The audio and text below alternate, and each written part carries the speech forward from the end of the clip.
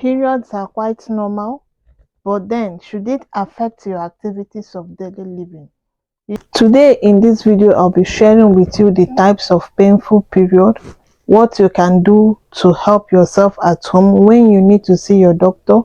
If you are interested in health content like this, keep watching and don't forget to subscribe. If you're a returning subscriber, thank you very much. I'm still your one and only nurse Onyechi Linda.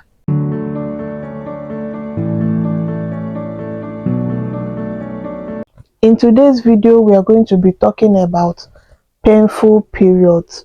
We all know that periods are normal, but then should it interfere with your activities of daily living? Should it stop you from doing the things you ought to do? There are two types of painful periods or dysmenorrhea: the primary type and the secondary type.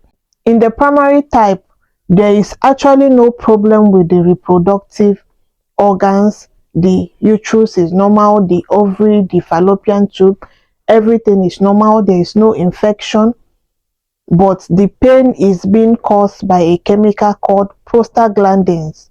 This prostaglandins causes the squashing of the red blood cells, and because the red blood cells carry oxygen, when they cause that squashing of the cells, there is reduced oxygen supply, and that will lead to cramping. Okay, so that is what causes the primary type of painful period. And there are factors that could increase your chances of having the primary type of painful period. Factors like you seeing your first period before the age of 12, if you've not given birth before, or if it runs in your family history. These factors I just mentioned could increase your chances or your risk of having primary type of painful period. In the secondary type of painful period, there is problem with the reproductive organ, the pelvic organs, I mean the uterus, the ovary, the fallopian tube. There is something going on there that is causing the pain, which needs to be identified and treated. So in this secondary type of painful period or dysmenorrhea, some of the causes include endometriosis. Endometriosis is a condition whereby you find the lining of the uterus in other parts of the body that is not the uterus, and when during menstruation they also tend to shed and bleed into the tissues or surrounding organ where they've implanted themselves.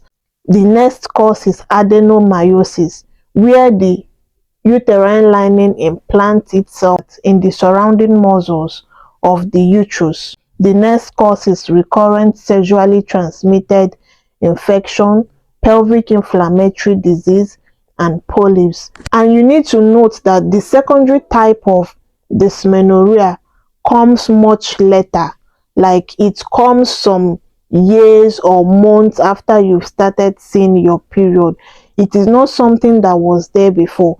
Maybe your period have just been normal, you don't have problem, all of a sudden you started having this severe pain during your period that interferes with activities of daily living.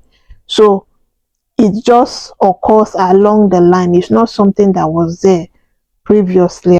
Now to the management. Treatment will depend on the cause. Okay, so in managing the primary type of painful period, sometimes taking a comfortable position can help you. There are positions that you just discover that you're lying in a particular way and you feel better. Okay, you can use heat packs or hot water bottles, but make sure you don't apply hot water bottle directly to your skin because it can scar your skin. Use a towel to wrap it. You can do some gentle exercises.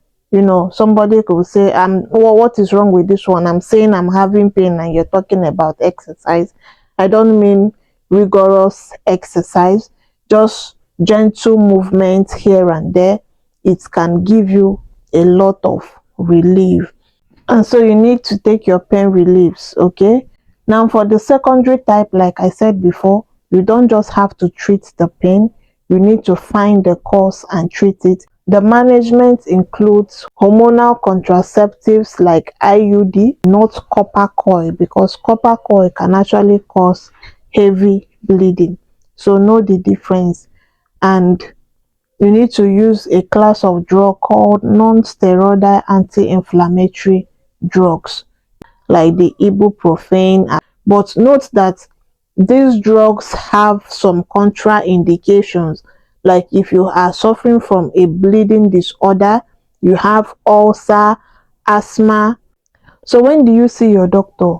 You need to see the doctor if your menstrual period is interrupting your activities of daily living. You also need to see your doctor because the line of treatment for the secondary type of painful period is not something you can institute on your own.